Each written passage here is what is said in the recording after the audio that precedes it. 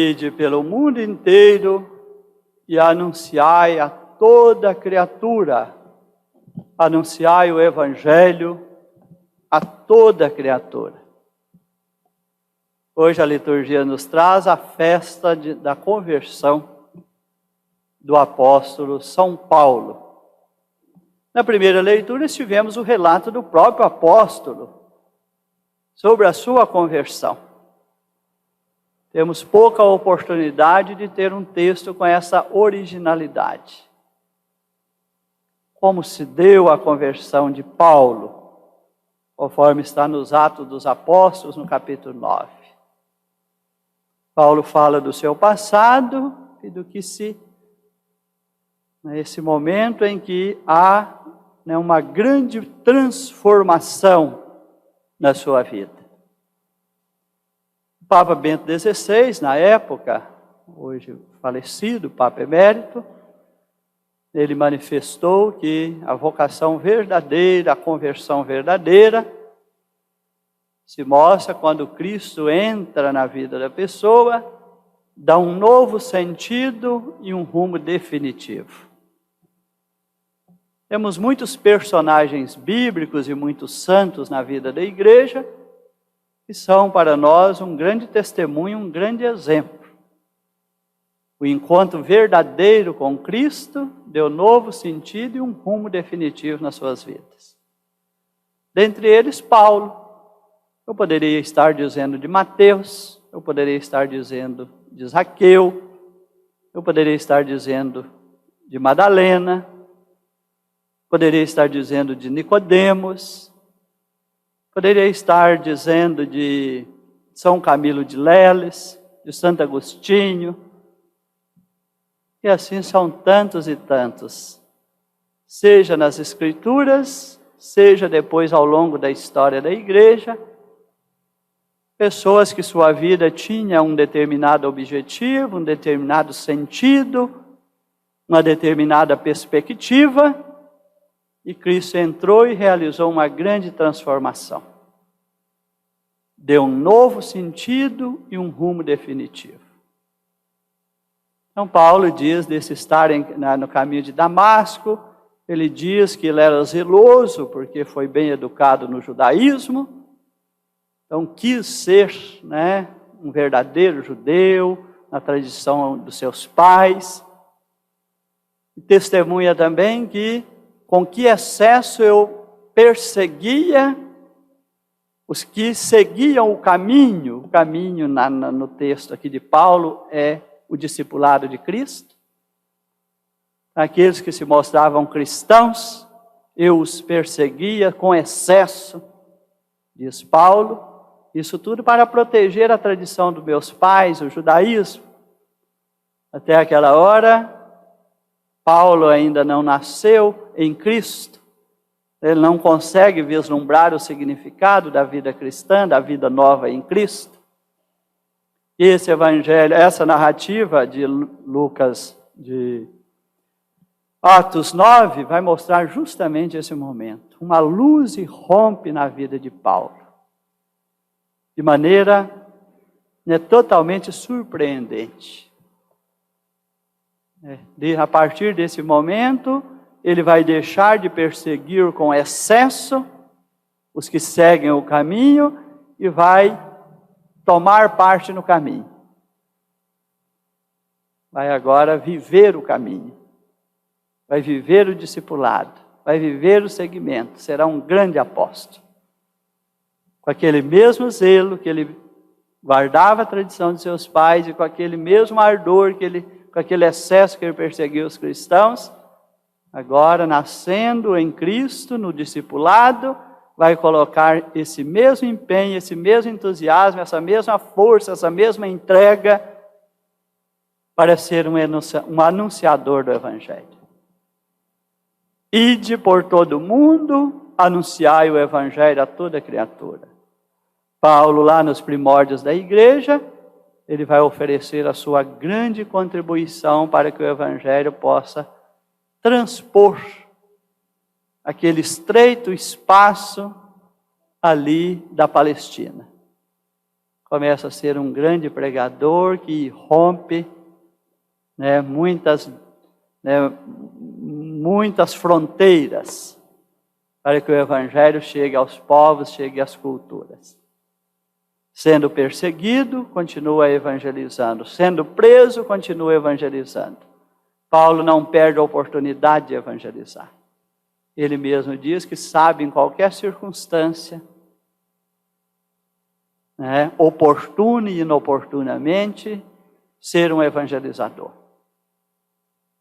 E as suas cartas, seja os Atos dos Apóstolos que falam da sua conversão e o início do seu apostolado, depois sejam as cartas que Paulo dirige às comunidades que nasceram ali do evangelho que ele anunciou. Então nós vemos a bonita e rica trajetória de Paulo, que é um grande patrimônio para a vida e missão da igreja. E que esse mandato de Jesus se concretizou na vida, está se concretizando na vida da igreja. Paulo é o anunciador do evangelho aos gentios. Paulo é o grande missionário. Para a igreja sentir-se, no testemunho dele, também chamada a ser missionária.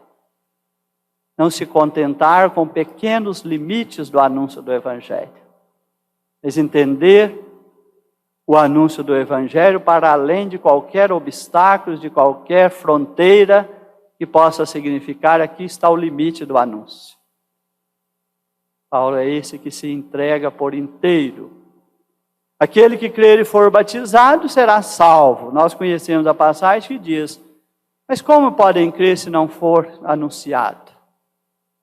Então Paulo é o anunciador para chamar, tocar o coração das pessoas com o seguimento de Cristo, para que desejem nascer na fé, para que desejem receber a nova vida em Cristo.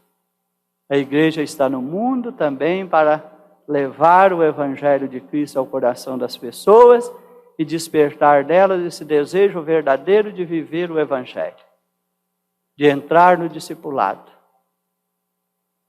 E o final do texto do Santo Evangelho que nós proclamamos, aqui, né, tem uma grande perspectiva também para os anunciadores do Evangelho. Os sinais que acompanharão aqueles que crerem serão estes: expulsarão demônio em meu nome, falarão novas línguas. Se pegarem em serpentes ou beberem algum veneno mortal, não lhes fará mal algum. E quando puserem a mão nos doentes, ou as mãos sobre os doentes, eles ficarão curados. O que entendemos aqui? O humano é um instrumento, mas a ação de evangelizar é uma ação divina. Humanamente nós não temos essas capacidades. Mas como nos confiamos a Deus como instrumento para que Ele possa manifestar a sua misericórdia, então aqui está em primeiro lugar, né, falarão novas línguas. Então não é simplesmente aprender uma nova língua sem estudar idiomas. Mas aqui é um prenúncio de que a igreja deve chegar a todos os povos e culturas. Então, a igreja, na sua missão de evangelizar, deverá falar todas as línguas. Então, enquanto a igreja chegar num ambiente onde o evangelho ainda não foi anunciado, ela deve entrar na realidade daquela língua, daquela cultura e ali fazer acontecer o anúncio da salvação em Cristo. Anunciar o evangelho. Então, nós somos instrumentos, e aqui falei missionários, para que o evangelho possa transpor todas as situações e realidades, povos, línguas e culturas. É a missão da igreja, não é a missão de uma pessoa. Nós nos inserimos num processo vocacional e depois pelo um ministério que nós assumimos na igreja, por uma consagração que fazemos, ou pelo sacerdócio ministerial, ou pelas ordens sacras. Nós nos inserimos na missão da igreja que anuncia a todos os povos e culturas. Vendo esses dias acontecer lá na Amazonas uma missão, Dom Maurício, que trabalhou nas Pontifícias Obras, conduziu aqueles 15 dias ali de missão na Amazônia, ele falou, a igreja do Brasil é muito tímida em missão. Ela fala muito e faz pouco. E dizendo, os próprios sacerdotes, em boa medida, não têm espírito missionário verdadeiro. Então isso nos provoca muito, seria bom ver lá a fala de Dom Maurício, que além de ter atuado nas pontifícias obras missionárias, ele viveu uma experiência, e ele falou, ali eu estava não a serviço de uma burocracia, de uma estrutura, eu estava a serviço simplesmente de, em nome de Cristo, encontrar as pessoas e se colocar ao lado delas. Fazendo acontecer a proximidade de Cristo para tocar o coração daquelas pessoas com a proximidade de Cristo, ele sendo instrumento para isso. Então, para dizer que a igreja precisa missionariamente ir para além do tempo. Ela precisa entrar nas realidades que as pessoas vivem. Se pegarem serpentes ou beberem algum veneno mortal, não lhes fará mal algum. Isso não é para ser lido literalmente. Então se eu disser que tenho fé verdadeira, eu posso tomar um veneno? Aqui não é uma proposta de uma estupidez em nome do Evangelho. É para dizer que estamos revestidos da proteção divina. Aquele que anuncia tem que ter essa certeza. Se Cristo me enviou, Ele me protege. Ele me guarda, Ele é a minha força. Os perigos do mundo, as ameaças, um veneno letal, o humano não tem nenhuma capacidade perante. Então, aquele que sai em nome do Evangelho deve sair totalmente confiado que aquele que o chamou o ampara. Então poderão beber um veneno mortal e não lhe fará mal algum. Que o evangelizador sai para todos os ambientes. Muitos ambientes que o anunciador chega são ameaçadores, pode meter medo e oferecer riscos reais contra a sua vida terrena. Mas o evangelizador deve acreditar no evangelho que ele anuncia para além desses riscos. A sua entrega precisa ser verdadeira e corajosa. E ele não vai só humanamente. Ele vai também levado e amparado pela graça de Cristo. Ele não pode deixar que as ameaças do mundo o intimide. Que o medo da morte o intimide. Ele deve ser um cristão autêntico para além daqueles ambientes onde ele chega, ser aberto, receptivo ou não ao Evangelho. Ele deve ter uma coragem, ele tem que sair da zona de conforto. Hoje nós temos muitos evangelizadores que querem ficar só, como se diz, só à margem, não tem coragem de ir para as águas mais profundas. Fica naquele lugar onde tem uma zona de conforto, onde a sua segurança está estabelecida. Não aonde ele possa correr risco pelo Evangelho, onde ele possa se desinstalar verdadeiramente em nome do Evangelho. O evangelizador precisa ir além. Ele deve entregar-se por inteiro com toda a confiança. E depois ele está revestido de autoridade divina, tanto no começo como no fim. Ninguém humanamente tem condição de expulsar demônios. Ninguém humanamente tem condição de impor a mão sobre alguém e realizar uma cura. Mas nós somos instrumentos da autoridade divina, não é do autoritarismo humano. Temos hoje o erro da autorreferencialidade, aquele que acha que ele é a razão nele próprio, do sacerdócio que lhe é confiado. Então confia mais em si do que na graça de Deus, entra num personalismo, que mais se anuncia do que anuncia Cristo. Aí depois não tem essa confiança verdadeira de que ele é instrumento para a graça de Deus agir. O autoritarismo é humano, a autoridade é divina.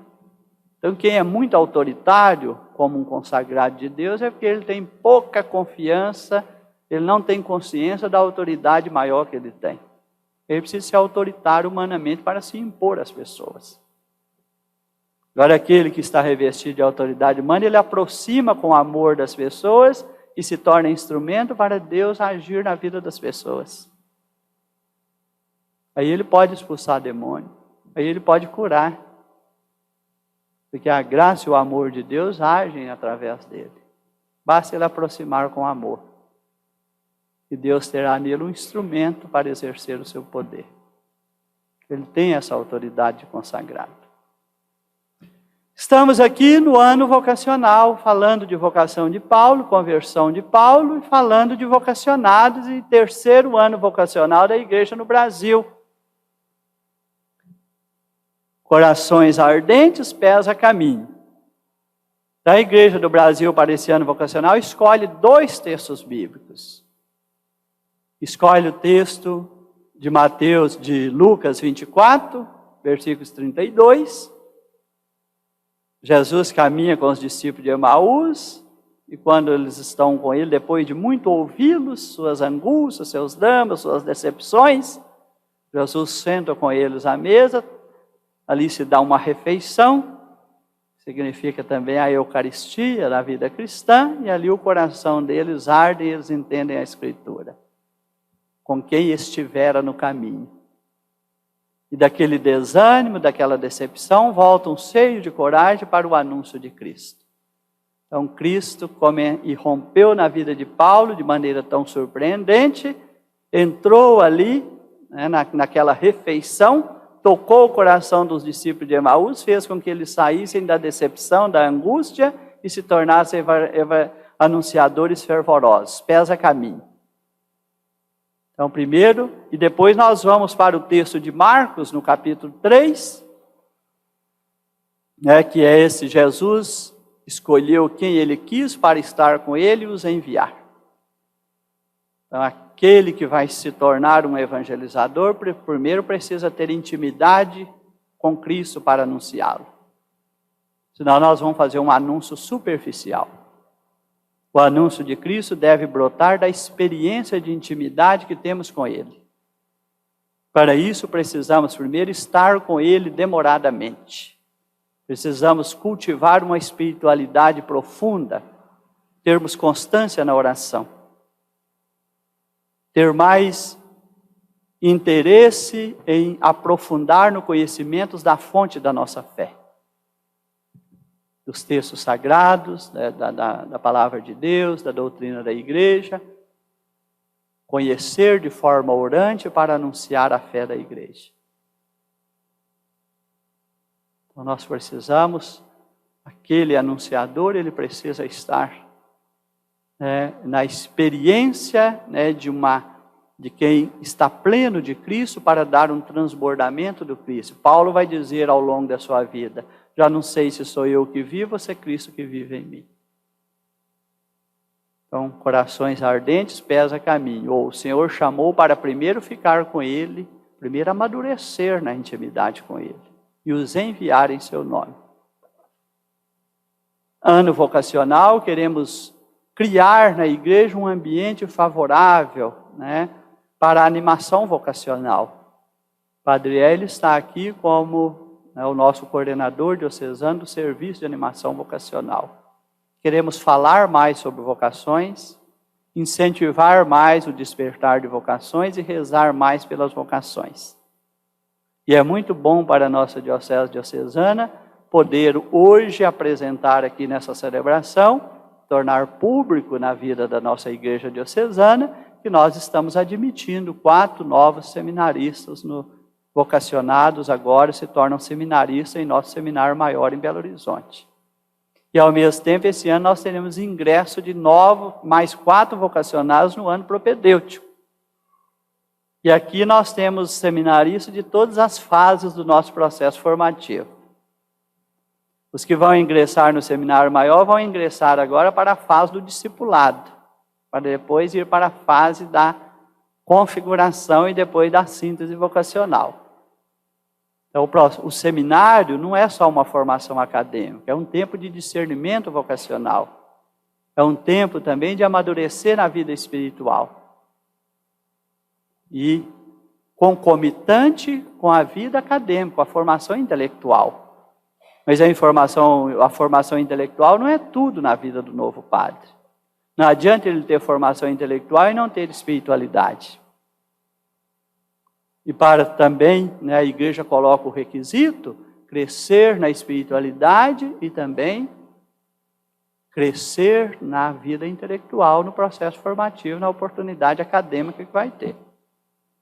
Então queremos um padre preparado na vida intelectual e também maduro na vida espiritual, para que depois ele possa se dedicar ao serviço pastoral na vida legal, cuidado com as pessoas. Então precisa pensar o seu psicológico, o seu humano, precisa pensar sua espiritualidade, sua formação intelectual e preparar para inserir-se na vida da igreja configurada a Cristo bom pastor. Então o discípulo e o configurado vão caminhando junto. Quanto mais eu quero ser discípulo, aproximar de Jesus, mais eu vou me assemelhando a Ele numa configuração. O sacerdote é chamado a ser aquele que se configurou a Cristo para anunciá-lo. Então nós temos os que vão entrar nessas duas fases, filosofia e teologia, discipulado e configuração. Nós temos aqui só dois, né? Que estão no discipulado, que é o seminarista Alex e o seminarista Rafael, fazendo filosofia conosco em Belo Horizonte. Nós temos aqui 2 que estão no ano da configuração. Nós temos o seminarista Daniel e nós temos, pode até ficar em pé os que eu falei antes, o Alex e o Rafael. Isso. Agora que esses aqui estão na filosofia, né? Estão no discipulado. Agora nós temos na configuração o Bruno e o Daniel, fazendo teologia conosco. Temos mais, os 2 que estão aqui. Nós temos o Fernando Fraga, que inicia esse ano o ano da síntese vocacional. Concluiu essa formação inicial, a vida acadêmica em filosofia e teologia. Agora vai ficar 1 ano na dedicação pastoral, para no fim do ano ser avaliado se será apto a ser admitida à ordem sacra do diaconato. Então, e esse próximo sábado nós vamos ordenar 2 diáconos que terminaram de vivenciar, eles não puderam estar hoje, que estão dando abertura ao tríduo da ordenação diaconal.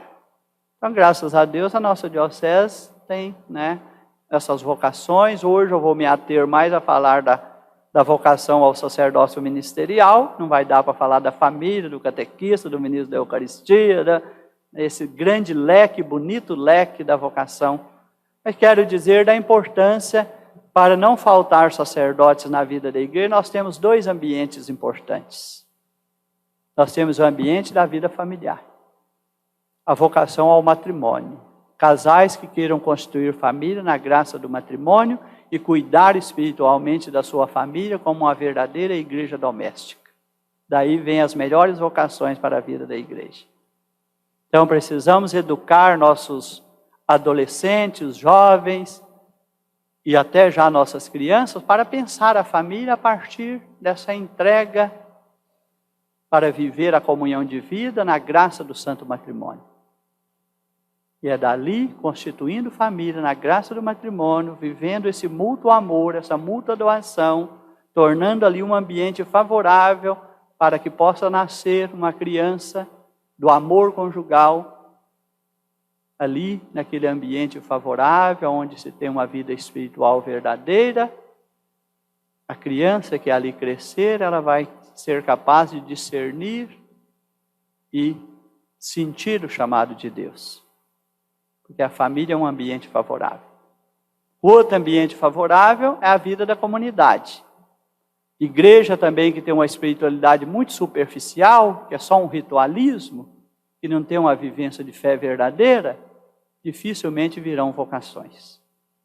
Se nós tivermos também no nosso presbitério diocesano padres que não cuidam de sua espiritualidade para dar um bom testemunho do sacerdócio ministerial, dificilmente também vamos ter boas vocações. Então vem das vidas das comunidades, e eu incluo na vida da comunidade o presbitério. Os nossos padres estão na vida de nossas comunidades. A comunidade é reflexo da espiritualidade do sacerdote. Onde temos um sacerdote de boa espiritualidade, temos uma comunidade de boa espiritualidade. Onde temos um sacerdote fragilizado na vida espiritual, nós vamos ter uma comunidade de fé fragilizada na vida espiritual. E teremos dificuldade das vocações. Então vamos rezar também, nesse ano vocacional, pelos já consagrados. Para que sejam também um grande testemunho para o despertar de novas vocações, para que haja essa verdadeira primavera vocacional na vida da igreja.